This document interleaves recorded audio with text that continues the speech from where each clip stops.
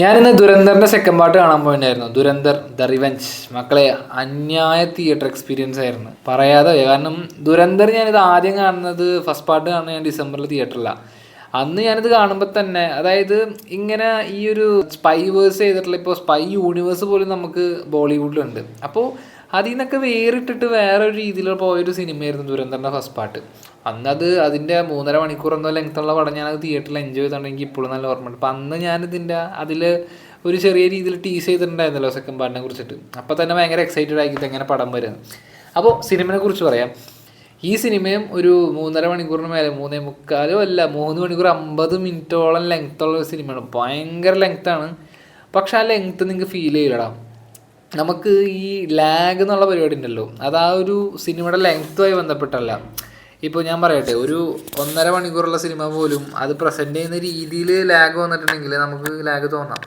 പക്ഷേ ഇവിടെ ഇപ്പോൾ എൻ്റെ ഒരു പോയിൻ്റ് ഓഫ് വ്യൂവിൽ നോക്കുമ്പോൾ 3 മണിക്കൂർ 50 മിനിറ്റുള്ള സിനിമയാണ്. പക്ഷേ അതിൻ്റെ ഡയറക്ടർ എല്ലാ സമയത്തും ചില ഭാഗങ്ങളിലൊന്ന് സ്ലോ ആയി പോകുമ്പോൾ പോലും പെട്ടെന്ന് തപ്പിയുള്ള രീതിയിൽ ഉള്ള സംഭവങ്ങളെല്ലാം ചെയ്തു വെച്ചിട്ടുണ്ട്. അപ്പോൾ ഈ 3 മണിക്കൂർ 50 മിനിറ്റ് ലാഗ് എന്നുള്ള പരിപാടി നിങ്ങൾക്ക് ഫീൽ ചെയ്യില്ല എന്നാണ് എനിക്ക് തോന്നുന്നത്. എനിക്കൊരിക്കലും ഫീൽ ചെയ്തില്ല. ഞാൻ എൻ്റെ എക്സ്പീരിയൻസ് ബേസ് ചെയ്തിട്ടാണ് ഞാൻ പറയുന്നത്. പ്രത്യേകിച്ച് ഇതിൻ്റെ ഫസ്റ്റ് പാർട്ട് നോക്കുകയാണെങ്കിൽ ഒരു 1 മണിക്കൂർ 50 മിനിറ്റോളം ലെങ്ത്ത് വരുന്നൊരു ഫസ്റ്റ് പാർട്ടും സെക്കൻഡ് പാർട്ട് ഒരു 2 hours അങ്ങനെ ആണ്. 4 മണിക്കൂർ കഷ്ടി. അത് ഇന്ത്യയിൽ ഇറങ്ങിയിട്ടിങ്ങനെ കുറച്ച് കട്ടായിട്ടുള്ള വെർഷനാണ്. അതായത് 21 കട്ട് എന്തോ ഉണ്ട്. പക്ഷേ എന്നാൽ പോലും സിനിമനെ വലിയ രീതിയിൽ എഫക്റ്റ് ചെയ്തിട്ടില്ലെന്ന് തോന്നുന്നുണ്ട്. കാരണം അവർ പ്രസൻറ്റ് ചെയ്യുന്ന ഭാഗങ്ങൾ ഇപ്പോൾ പെട്ടെന്ന് സീനുകൾ കട്ടായി പോണ പോലെ ഒന്നും എനിക്ക് തോന്നിയില്ല. അത് കാണിക്കാനുള്ള രീതികളല്ല വിഷ്വൽസ് അതിൽ വന്നിട്ടുണ്ട്.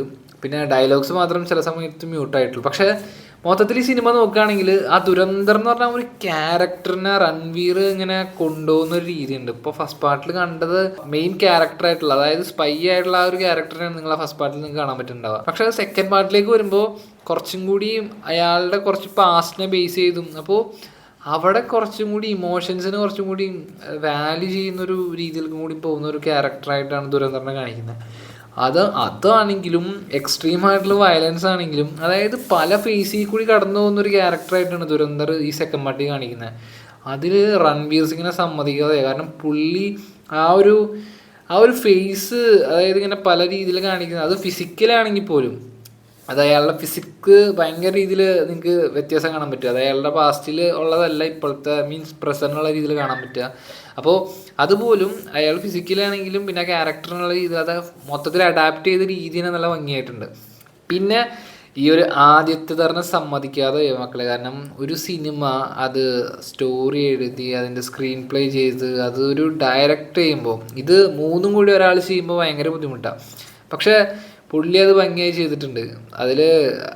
കാരണം ഇങ്ങോട്ട് എഴുത്ത് നല്ല ഇൻട്രസ്റ്റിംഗ് ആയി തോന്നി എനിക്ക്.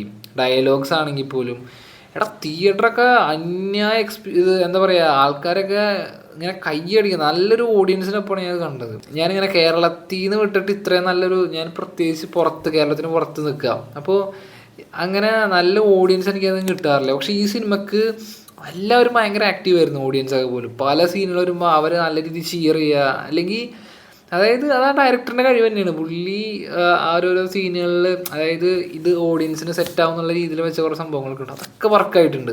പിന്നെ ചില ഹ്യൂമറുകളുണ്ട്.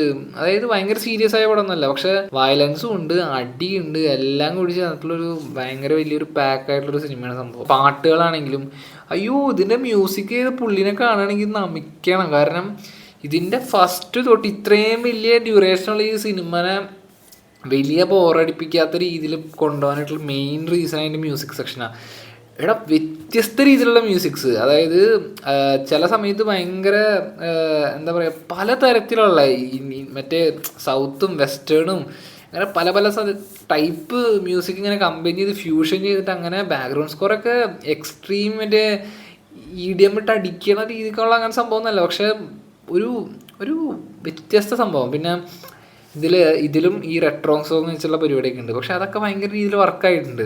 ഇപ്പോൾ ഈ തെലുങ്കിലൊക്കെ ഇടയ്ക്ക് ഈ റെട്രോ സോങ്സ് ഒന്ന് നശിപ്പിച്ച പോലെ ഒന്നല്ല. അതായത് ഈ ലോകേഷ് സിനിമയിൽ കൊണ്ടുവന്ന പരിപാടിയാണ് അതൊക്കെ, ഈ റെട്രോ സോങ്സും ഉള്ള പരിപാടിയൊക്കെ ഉള്ളത്. പക്ഷേ അത് മറ്റ് ഇൻഡസ്ട്രികൾ അത് അഡാപ്റ്റ് ചെയ്യാൻ ശ്രമിക്കുമ്പോൾ ഫെയിലിയർ ആവാൻ ഉണ്ടായിട്ടില്ല. പക്ഷേ ദുരന്തറിൻ്റെ ഫസ്റ്റ് പാർട്ടാണെങ്കിൽ അത് നല്ല രീതിയിൽ പോയി, സെക്കൻഡ് പാർട്ടിലാണെങ്കിൽ നല്ല രീതിയിൽ, മ്യൂസിക് സെക്ഷൻ ആണെങ്കിലും പിന്നെ ഫൈറ്റ് കൊറിയോഗ്രാഫി, പിന്നെ ആൾക്കാരുടെ പെർഫോമൻസുകൾ, ഇതിൽ മാധവനാണെങ്കിലും അല്ലെങ്കിൽ ഈ രൺവീർ ആണെങ്കിലും ഓരോരോ ക്യാരക്ടേഴ്സ് അവരുടെ റോള് നല്ല ഭംഗിയായി ചെയ്തു വെച്ചിട്ടുണ്ട്.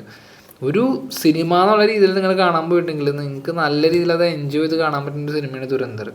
ദുരന്തറിൻ്റെ ആ ലെങ്ത് ആണെങ്കിലും ഒന്നും നിങ്ങൾക്ക് വലിയ രീതിയിൽ എഫക്റ്റ് ചെയ്യില്ല എന്നാണ് എനിക്ക് തോന്നുന്നത്. പ്രത്യേകിച്ച് ഈ സിനിമയിൽ ഫസ്റ്റ് ഹാഫ് എന്ന് പറഞ്ഞിട്ടുണ്ടെങ്കിൽ അയാളുടെ ആ ഒരു മെയിൻ പാസ്റ്റിനെ ബേസ് ചെയ്ത് പോകുന്നൊരു പടമാണ്. ആ ഒരു സെക്കൻഡ് ആയിട്ടുള്ള ഒരു ഹാഫിലേക്ക് കയറുമ്പോൾ കുറച്ചും കൂടി എന്താ പറയുക, നമ്മളെ ആ ഒരു കണ്ടറിനെ ബേസ് ചെയ്തും കൂടി വരുന്ന കാരണം സൂക്ഷിച്ച് എഴുതണം. അതായത് ഏതെങ്കിലും ഭാഗങ്ങളിൽ പ്രശ്നങ്ങൾ വന്നിട്ടുണ്ടെങ്കിൽ നമ്മളെ മൊത്തം രാജ്യത്തിനെ ബാധിക്കുന്ന പ്രശ്നമാണ്. അപ്പോൾ അതൊരു ഫിക്ഷൻ ആണെങ്കിൽ കൂടി സിനിമയാണെങ്കിലും അത് റൈറ്റർ എന്നുള്ള രീതിയിൽ പുള്ളി നല്ല ഭംഗിയായി ചെയ്തിട്ടുണ്ട്. എനിക്ക് ആകെ ഒരു ഭാഗത്തൊരു സംഭവം തോന്നിയത്, ഒരു സംഭവത്തിൽ കേരളത്തിനായിട്ടൊരു കണക്ഷൻ വരുന്നുണ്ട്. അതെന്തിനാണ് പുള്ളിയെ ചെയ്തത് എനിക്ക് മനസ്സിലായില്ല. കാരണം ഒരു സ്റ്റേറ്റിന് എന്തിനാണ് അങ്ങനെ ഒരു ടാഗ് വെച്ച് കൊടുത്തത് എനിക്ക് മനസ്സിലായില്ല. അതുപോട്ടെ, കാരണം മൊത്തത്തിൽ സിനിമ നോക്കുമ്പോൾ അങ്ങനെ വരുന്നൊന്നുമില്ല. ഞാൻ ചുമ്മാ അങ്ങനെ ഒരു ഭാഗത്ത് മാത്രം വന്നപ്പോൾ എനിക്ക് എന്തിനാണ് അങ്ങനെ ഒരു സംഭവം വെച്ചതെന്ന് ഇങ്ങനെ തോന്നിപ്പോയി. കാരണം വേറൊരു ആംഗിൾ അങ്ങനെ ഒരു ബുദ്ധിമുട്ടില്ല. നിങ്ങൾ സിനിമ കാണുകയാണെങ്കിൽ തോന്നും. ഞാനത് സ്പോയിൽ ചെയ്യുന്നില്ല, എന്താണെന്നുള്ളത് നിങ്ങൾ തിയേറ്ററിൽ നോക്കിയിട്ടുണ്ടെങ്കിൽ മനസ്സിലാവും. കാരണം കേരളമായി ബന്ധപ്പെട്ടൊരു സംഭവം കേരള എന്ന് മെൻഷൻ ചെയ്തിട്ട് തന്നെ പറയുന്നുണ്ട്. അപ്പോൾ അങ്ങനെ.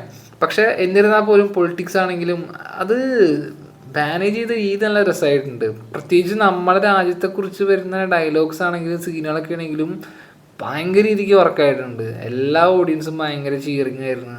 പ്രത്യേകിച്ച് ഇത് സിനിമ എൻഡ് ചെയ്തപ്പോൾ എല്ലാ ഓഡിയൻസും നല്ല ചിയർ ചെയ്തിട്ടാണ് ഈ സിനിമ അവസാനിപ്പിച്ചത്. പിന്നെ ഇതിനൊരു പോസ്റ്റ് ക്രെഡിറ്റ് സീൻ ഉണ്ട്. 2 പോസ്റ്റ് ക്രെഡിറ്റ് സീൻ എന്ന് വേണമെങ്കിൽ പറയാം. അതിൽ രണ്ടാമത്തെ വലിയ കാര്യമൊന്നുമില്ല. മറ്റേ എനിമലിൽ നിങ്ങളൊരു പോസ്റ്റ് ക്രെഡിറ്റ് സീൻ കണ്ടിട്ടില്ലേ, അതുപോലുള്ളൊരു സംഭവമുള്ളൂ. അപ്പോൾ ദുരന്തർ നല്ല തിയേറ്റർ എക്സ്പീരിയൻസ് ആണ് മക്കളെ. നിങ്ങളത് നല്ല തിയേറ്ററിൽ തന്നെ പോയി കാണുക. കാരണം ഇത്രയും വലിയ ഈ സൗണ്ട് എക്സ്പീരിയൻസ് ഒന്നും നിങ്ങൾക്ക് OTT-ലൊന്നും കാണാൻ പറ്റില്ല. അപ്പോൾ നിങ്ങളിതൊന്ന് തിയേറ്ററിൽ പോയി കണ്ടു നോക്കുക. എനിക്കിത് തിയേറ്ററിൽ നല്ല രീതിക്ക് വർക്കായ സിനിമയാണ്. ഫസ്റ്റ് പാർട്ടൊക്കെ പോലെ തന്നെ എനിക്ക് നല്ല ഇഷ്ടമായി. ഇതിന് തേർഡ് പാർട്ടും കൂടി ഉണ്ടാവാതിരിക്കാം, പക്ഷേ ഇത് സെക്കൻഡിൽ അവസാനിപ്പിക്കാനാണ് ഏറ്റവും നല്ലത്. കാരണം ഇനിയും വലിപ്പിച്ച് നീട്ടിക്കൊണ്ട് പോയിട്ടുണ്ടെങ്കിൽ അതിൻ്റെ ഫ്ലോ പോകും. ഇതിപ്പോൾ കറക്റ്റ് ആ കൺക്ലൂഷനായ രീതിക്കാണ് ആ സ്റ്റോറി അവസാനിച്ചിരിക്കുന്നത്. ഇനി ഇവർ എന്ത് കാണിക്കാനാണ് തേർഡ് പാർട്ടിന്? ജിയോ സ്റ്റുഡിയോക്ക് ആണെങ്കിൽ തേർഡ് പാർട്ട് ഇപ്പോൾ തന്നെ വേണമെന്നാണ്.